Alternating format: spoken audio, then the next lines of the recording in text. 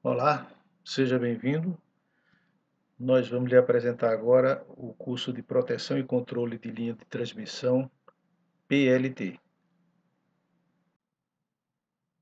Curso de Proteção e Controle de Linha de Transmissão, PLT. Apresentação do curso. Olá, logo adiante eu vou apresentar para você o curso PLT, Proteção e Controle de Linha de Transmissão.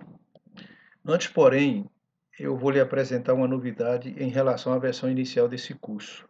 Estou acrescentando 5 novas aulas em forma de tutorial que eu vou mostrar logo a seguir. O tutorial 3, né, eu começo com o tutorial 3 porque eu já tenho 2 tutoriais, né, então esse é o terceiro.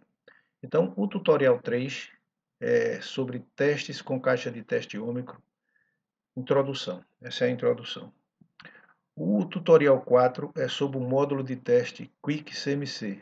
O tutorial 5 é sobre o módulo de testes Ramping. O tutorial 6 é sobre o módulo de testes State Sequence, parte 1. O tutorial 7 é sobre o módulo de teste State Sequence ainda, parte 2. E eu devo ressaltar que, embora essa caixa de teste ela tenha vários outros módulos, esses 3 apresentados eles são os mais usados.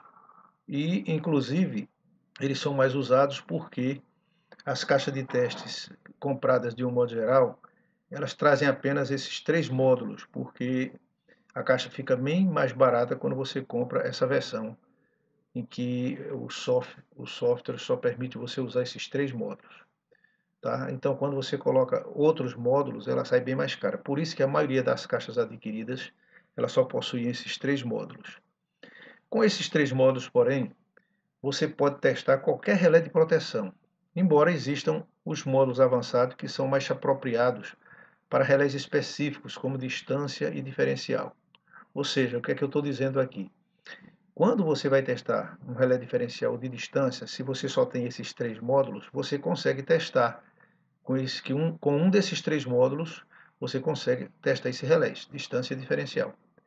Porém, se você tiver os módulos avançados, você fará esse teste com muito mais facilidade. Embora que, como a maioria das caixas que vem, elas vêm com esses módulos, com esses 3 módulos que eu vou apresentar, então é esses 3 que nós vamos apresentar aqui no curso. É um adicional que a gente está colocando nesse curso, ok? Portanto, agora nós vamos à apresentação do curso PLT, que é um curso à parte, né? Isso aqui é digamos assim, um adicional que a gente está colocando, um bônus, digamos assim, que a gente está colocando de como você usar esses 3 módulos da caixa Ômicron, né? A gente está botando um passo a passo, que após esse passo a passo você será capaz de utilizar a caixa Ômicron para fazer seus testes. Claro, desde que você conheça os relés que você vai testar, né? Então agora vamos à apresentação do curso PLT propriamente.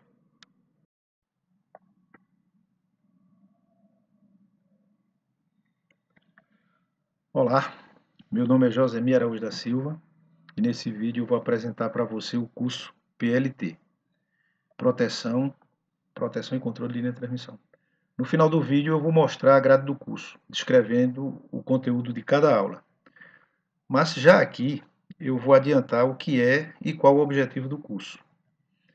O curso PLT, como o título sugere, é Proteção e Controle de Linhas de Transmissão. Ou seja, não serão abordados nesse curso nenhum assunto sobre proteção de outros equipamentos, tais como transformadores, geradores, reatores. O curso vai ser exclusivamente de um terminal de linha de transmissão. A proteção desses equipamentos, dos demais equipamentos, como transformadores, reatores, etc., será objeto de um outro treinamento que eu pretendo preparar logo em seguida à implementação do treinamento PLT. Além disso, eu pretendo também realizar outros treinamentos, tais como sistemas supervisórios, como o SAGE, por exemplo, só que nesse caso, um curso sobre o SAGE seria em parceria com outro profissional, porque eu não sou especialista em SAGE, embora conheça alguma coisa, mas não o suficiente para ministrar um treinamento. Mas eu faria isso em parceria. Portanto, vamos descrever especificamente o que é o curso PLT.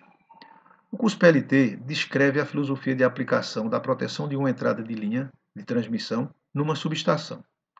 E aqui a gente já introduziu um termo, entrada de linha EL, subestação SE. Daqui para frente a gente vai se referir, quando se referir a esses termos, a gente já sabe que é subestação SE e entrada de linha EL. No curso serão descritas todas as proteções necessárias e suficientes para a proteção de uma linha de transmissão, uma LT, termo que a gente está introduzindo aqui. O que vamos apresentar no curso cobre os aspectos mais importantes da proteção de uma LT 230 kV e também de 500 kV. Agora, o assunto se limita ao nível 1 apenas, ao nível de relés, mas abordaremos também alguns aspectos do nível 2, como o sistema supervisório. Agora, sem o aprofundamento que a gente vai dar ao nível 1. O curso PLT ele é aplicável à elaboração de projetos executivos, atividades de manutenção da proteção e às atividades de operação, tanto operação de instalação como operação de sistema. A seguir, eu começarei falando sobre o instrutor, sobre como o curso foi estruturado e os motivos para que o curso tivesse o formato que apresentamos aqui. Vamos ver isso aí a seguir. Me apresentando novamente, meu nome é Josemir Araújo da Silva, eu sou engenheiro eletricista. Eu fiz um curso de especialização em sistemas de potência. Embora eu tenha concluído o curso, eu não tirei o certificado, muito mais por acomodação. Eu trabalhava numa empresa estatal do setor de energia elétrica, eu estava mais interessado no conteúdo do curso. Acabei fazendo o curso e não fui lá, tinha que fazer um testezinho lá para poder tirar o certificado e eu acabei não fazendo, porque no momento aquilo não estava me interessando muito, né? Pode ser que eu já até isso me faça falta, embora que naquela oportunidade não fez, mas eu poderia ter tirado esse certificado. Eu fiz diversos cursos na área de proteção do sistema elétrico de potência, o CEP.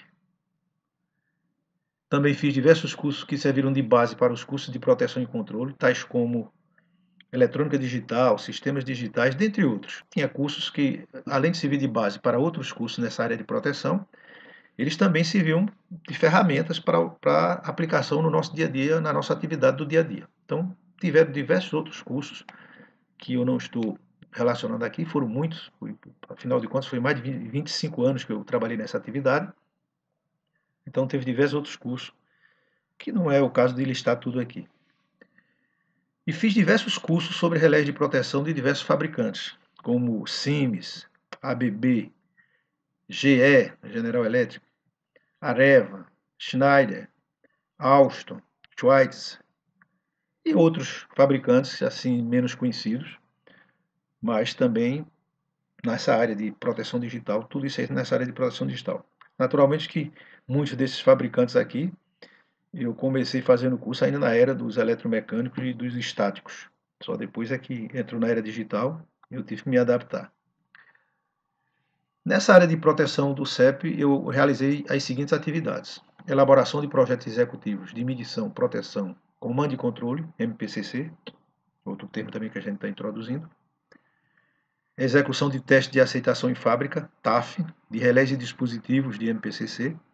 Quando a empresa comprava um equipamento, e geralmente o fabricante fazia o projeto e a gente ia para a fábrica para testar o equipamento, já no projeto, montado nos painéis, e dar a aprovação ou não dos equipamentos, é o chamado teste de aceitação em fábrica. Então fiz de diversos relés, de diversos fabricantes, fiz execução de comissionamento desses mesmos dispositivos, todos esses dispositivos que eu fazia TAF, geralmente também fazia o comissionamento, além de execução de manutenções preventivas e corretivas nos dispositivos e sistemas de MPCC, análise de ocorrência no CEP, e várias outras atividades correlatas que não dá para descrever tudo aqui. Além dessas atividades, eu ministrei vários treinamentos nessa área de MPCC. E após me aposentar, eu continuei nessa atividade como consultor e também ministrando treinamento para algumas empresas do setor elétrico, principalmente das empresas dos acessantes do sistema elétrico brasileiro. Como havia dificuldade de conciliar os treinamentos com as atividades diárias dos profissionais da área, eu tive a ideia de fazer esse treinamento em vídeo. Tinha muitas pessoas interessadas nos treinamentos, mas havia uma dificuldade das pessoas conciliar o seu trabalho na empresa com os treinamentos, porque as empresas elas não queriam liberar os profissionais, eles queriam liberar por um curto período de tempo e geralmente não era um tempo adequado para se fazer o treinamento. Foi quando eu tive essa ideia de fazer esse treinamento em vídeo, porque aí o aluno pode levar, assistir onde tiver, basta ele ter uma internet que ele assiste o curso onde ele tiver. E agora vamos falar da forma como o curso foi estruturado. Como eu falei no início, eu fiz diversos cursos de sistemas e dispositivos de proteção associados ao CEP. Nesses treinamentos, eu comecei a observar um fato que ocorria de forma recorrente. Por exemplo, os instrutores eles gastavam boa parte do treinamento com assuntos que não eram aplicáveis às nossas atividades diárias, às nossas atividades do dia a dia. Por exemplo, um curso de determinado relé com a duração de 24 horas, o instrutor gastava até 4 horas explicando como funcionava o algoritmo do relé, por exemplo. E eu ficava me perguntando, quando eu vou aplicar isso na elaboração de um projeto? Durante as manutenções ou as manutenções da proteção ou durante a operação? Onde é que eu ia aplicar aquele conceito ali do algoritmo do relé? Eu entendendo aquilo em que aquilo iria me ajudar nas minhas atividades diárias. Mas eu não fazia esse questionamento. Eu apenas ficava me questionando, mas não fazia, não externava. E esse foi só um exemplo, mas havia outras situações similares a essa. Quase todo o treinamento que a gente fazia tinha uma boa parte do treinamento que não era aderente à nossa atividade.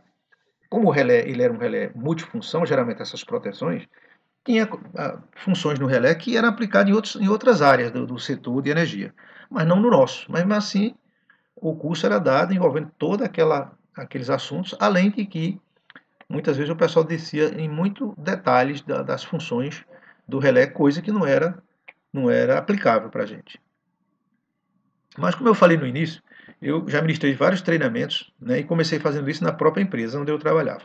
Eu recebia os treinamentos e repassava para os outros funcionários da empresa. Eu tinha uma certa facilidade de repassar os treinamentos, então a empresa me escalava. Quando tinha uma vaga somente, acaba eu indo esse treinamento e quando eu voltava eu repassava para os demais funcionários da empresa. Foi então que o pessoal começou a fazer os mesmos questionamentos que eu fazia para mim mesmo quando eu recebia os treinamentos. Porque, em tese, eu aproveitava o mesmo material do treinamento que era dado pelo fabricante e eu repassava aquilo para o pessoal, em princípio, sem tirar nada. Foi quando o pessoal começou a fazer os mesmos questionamentos que eu fazia quando eu assistia os cursos. Só que nesse caso a queixa era imediata. O pessoal se queixava que muitas das coisas que eu estava dando ali, eles não iam nunca usar aquilo ali. Então a gente podia deixar aquilo de lado e pegar as coisas que realmente interessavam. Só que no meu caso eu ainda tinha um outro problema. É que os alunos eles não tinham alguns conhecimentos básicos e conceituais necessários para o acompanhamento do curso. Por exemplo, como explicar a lógica de um relé digital se o aluno não sabia nada de portas lógicas? Então, isso era um problema, isso era uma dificuldade. A partir dessas e de outras observações, eu comecei a estruturar meus treinamentos da seguinte forma. Eu colocava nos treinamentos apenas os assuntos que eram aplicáveis no dia a dia daquele grupo de interesse, como, por exemplo, eu deixei de apresentar as demonstrações de fórmulas e equações de alguns relés, que de fato também nunca eram aplicados, então precisava daquilo necessariamente, eu comecei a tirar isso dos treinamentos. Comecei também a acrescentar alguns módulos que em tese não faziam parte daquele treinamento, mas eu percebia que eles eram necessários para que os alunos pudessem acompanhar o curso sem dificuldade, como o exemplo que eu citei do curso de portas lógicas. Pronto, esse exemplo que eu estou citando aqui, né? Como por exemplo, um desses módulos é o que trata de portas lógicas, foi um dos primeiros que eu comecei a introduzir nos meus treinamentos. Quando comecei a fazer isso, eu percebi que o aproveitamento dos alunos tinha melhorado e muito, até porque o pessoal comentava, me dava um feedback, e dizendo que realmente naquele formato ali estava bem melhor, eles estavam conseguindo absorver muito mais do que nos casos anteriores, em que eu não tinha colocado essas introduções. Portanto, o treinamento PLT que eu estou apresentando a vocês, ele segue exatamente esse formato. Baseado nisso, eu dividi o treinamento em duas partes. Uma parte chamada Conceitos Gerais, onde eu apresento os conceitos básicos necessários e suficientes para que o aluno acompanhe o curso sem dificuldades. E a outra parte que trata do curso PLT propriamente dito. Em conceitos gerais, está incluído também a descrição de alguns equipamentos, como o transformador de corrente, por exemplo, o transformador de potencial, o próprio transformador de potência, equipamento de teleproteção. Por que eu também coloquei isso em conceitos gerais? Porque esses equipamentos eles estão diretamente relacionados com a proteção, com os sistemas de proteção.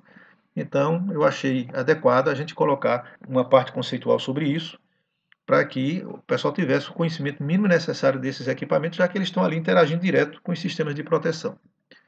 E a parte de conceitos gerais ela é composta de 12 aulas, como nós vamos mostrar a seguir. Aula 1, grandezas por unidade. Isso eu achei interessante colocar isso é colocado de forma bem resumida, mas eu achei necessário porque a gente usa com muita frequência esse termo durante o curso.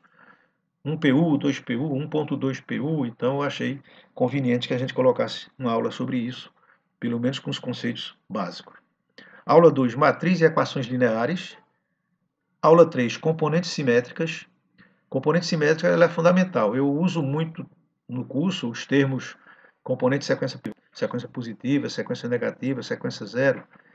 E para a gente explicar componentes simétricas, eu não conseguiria fazer isso sem um mínimo de conhecimento de operação com matrizes e equações lineares. Então, nessa aula 2, eu coloquei uma parte conceitual básica de matriz e equações lineares para servir de subsídio para que a gente fizesse essa aula de componentes simétricos.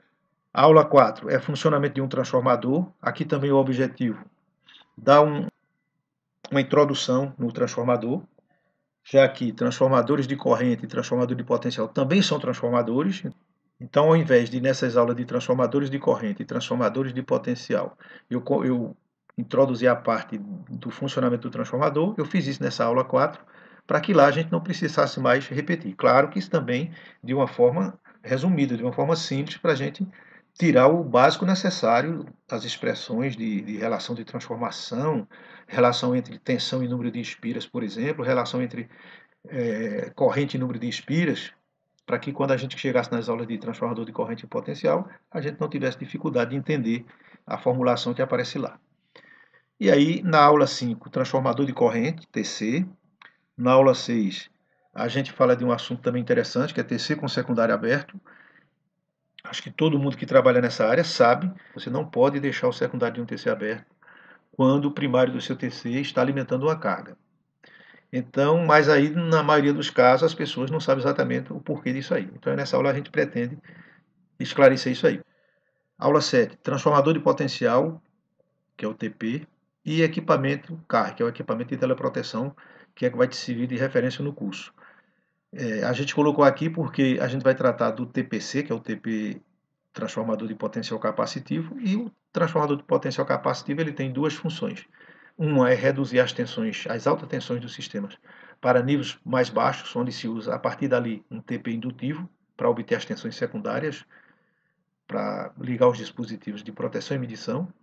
E o transformador de potencial capacitivo ele tem uma segunda função, que é fazer o acoplamento dos sinais de onda portadoras, no caso do equipamento carro, com a linha de transmissão. Então, como é o equipamento carro que tem essa função, e ele está diretamente associado ao TP, então ele também está nessa aula.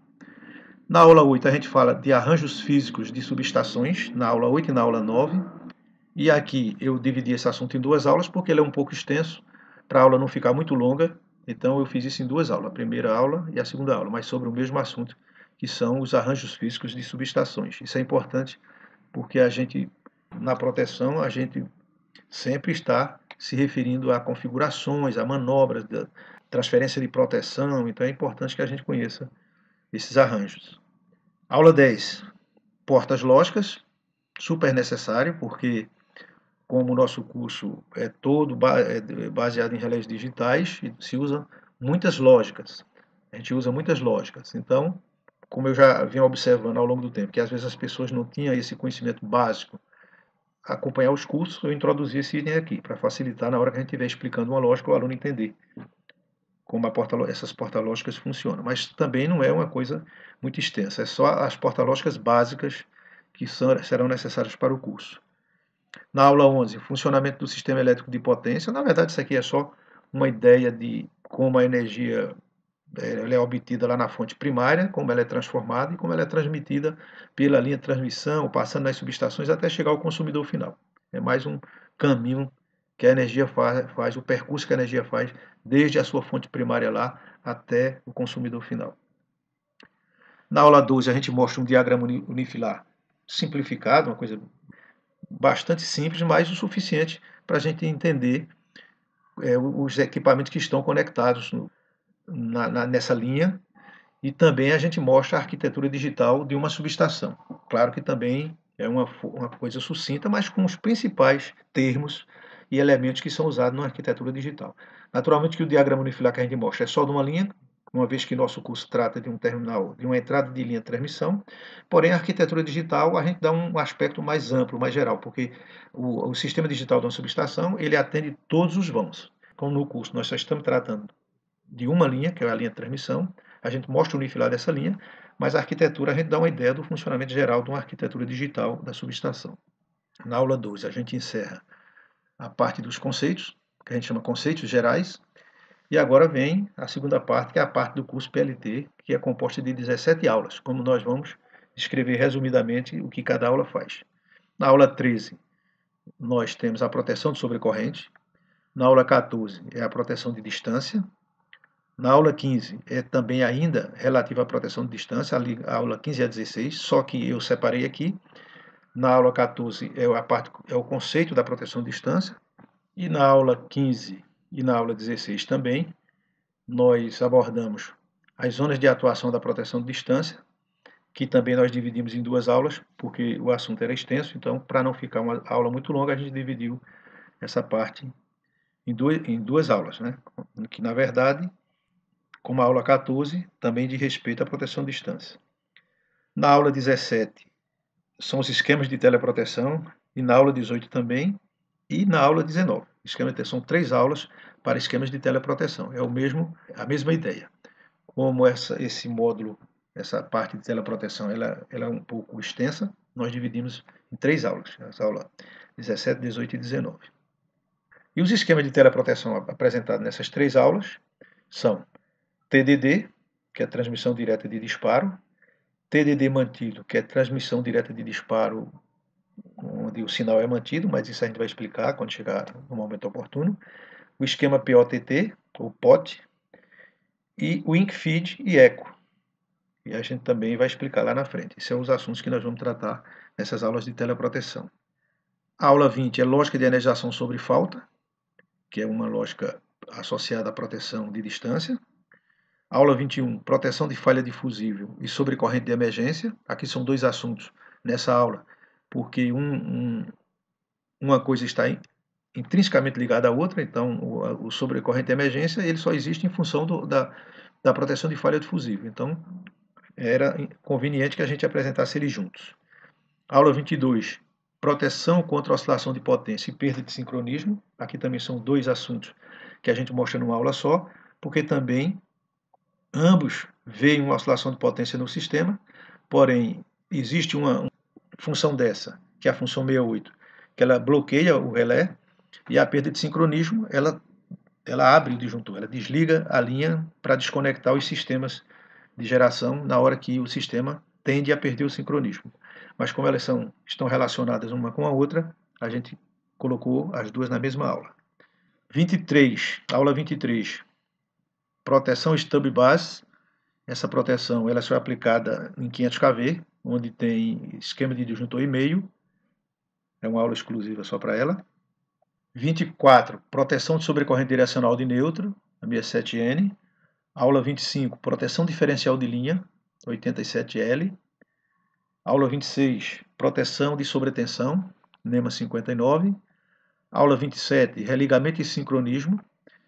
Aqui não é exatamente uma proteção, é um sistema complementar dos esquemas de proteção. O relé 79 tem a função de religar a linha, e o relé 25 tem a função de fazer o sincronismo para você conectar 2 gerações diferentes. Como eles é o mesmo caso, o 25 existe em função do 79. Então, por isso que eles vêm junto aqui nessa mesma aula. Aula 28 é proteção de falha de disjuntores.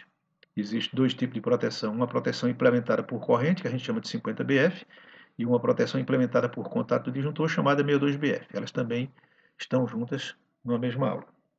29, proteção de subfrequência, /ERAC. Na verdade, essa proteção de subfrequência ela tem a função de fazer um corte de carga. não é toda linha que tem essa proteção, porque ela é uma proteção sistêmica. É uma necessidade do sistema. É feito um estudo e é definido que na hora de uma perturbação, na hora de uma perda de geração, por exemplo, quais são as linhas que deverão ser desligadas para poder você fazer um equilíbrio entre a geração e as cargas. E aí, se essa linha, você que trabalha nessa área, se você tem na sua subestação uma linha com esse esquema implantado, a gente também vai dizer aqui o que é que ele faz, como é que ele funciona. Então, nessa aula 29, a gente completa o total de 29 aulas do treinamento PLT. E nesse treinamento, além da parte teórica, eu mostro também algumas aplicações nas atividades de projeto, manutenção e operação. Sempre que é pertinente, numa determinada proteção, eu faço uma referência a um fato verdadeiro, algum acontecimento que eu já vivi, ou que eu já presenciei, e eu faço sempre essa relação, sempre procuro mostrar onde é possível aplicar isso, onde é possível a pessoa se deparar com esse problema. Eu estou sempre fazendo isso nesse treinamento. E eu pretendo disponibilizar também as apresentações contidas nos vídeos, no formato PDF, para serem baixadas. Os vídeos, naturalmente, que o acesso será através de plataforma digital, mas lá você vai poder baixar o resumo, as apresentações que vão estar em PDF. E as dúvidas, elas poderão ser esclarecidas por e-mail ou através de aula extras. A ideia das aulas extras é, se houver, por exemplo, muitas dúvidas sobre o mesmo assunto, por exemplo, então eu posso fazer uma aula extra e disponibilizar para os alunos. Se a dúvida for de mais de uma pessoa, eu vou concluir que aquela questão não ficou bem explicada. Então eu devo fazer uma aula de esclarecimento, seria uma aula para tirar essas dúvidas. Se for poucas dúvidas, se for poucas pessoas, eu posso responder diretamente por e-mail. E o público-alvo desse treinamento são engenheiros eletricistas, engenheiros eletrônicos, técnicos de nível médio de eletrotécnica e eletrônica, estudantes e estagiários das engenharias elétrica e eletrônica, engenheiros civis e mecânicos que exerçam a função de coordenação de obras de subestações.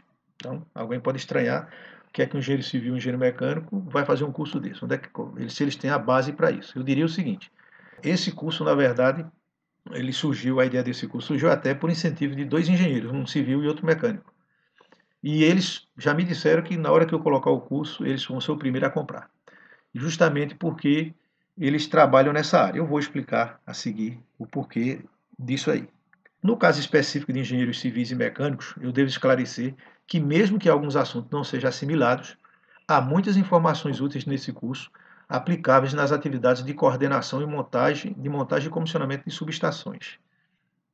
Então, a lógica das empresas é que o engenheiro coordenador ele deva tratar de tudo, inclusive de assuntos de proteção. Porém, essas empresas elas geralmente escolhem para coordenar montagem e comissionamento um engenheiro civil ou mecânico, porque a obra de maior porte numa subestação são as atividades civis e mecânica. Proteção tem um volume menor de trabalho, a parte de proteção e controle tem um volume menor de trabalho do que essa parte de montagem e da área civil. Então, as empresas acabam colocando lá um engenheiro civil ou eletromecânico para fazer esse acompanhamento. No entanto, as empresas não querem depois botar um engenheiro para cuidar só da proteção. Então, ela bota lá uma equipe, ou até mesmo contrata, dependendo da empresa, ela contrata uma equipe para executar aquelas atividades, e ela quer que aquele engenheiro coordenador também coordene essa atividade de proteção.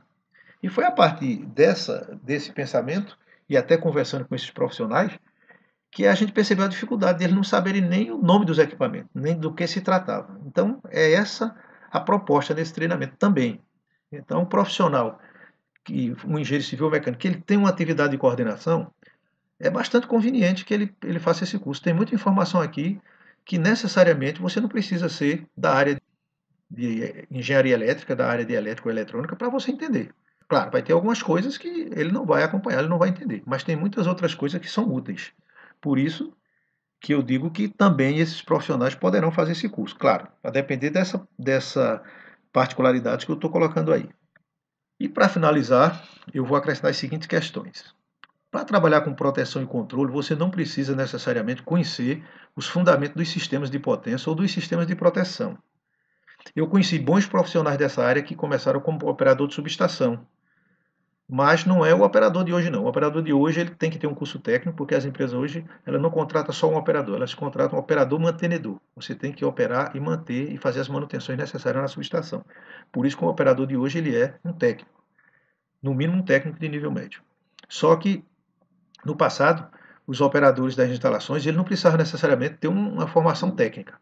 Geralmente, as grandes empresas de energia, elas muitas vezes pegavam, elas não, às vezes não podiam contratar, não podiam fazer concurso, elas pegavam os funcionários administrativos que eventualmente estavam disponíveis e treinavam esses profissionais para serem operadores de subestação. Só que ele recebia apenas um curso de operador e nesse curso eles tinham os conceitos básicos lá de proteção, aquelas coisas lá, e o necessário para que ele pudesse operar a instalação. E alguns desses profissionais se tornaram excelentes técnicos de controle e proteção.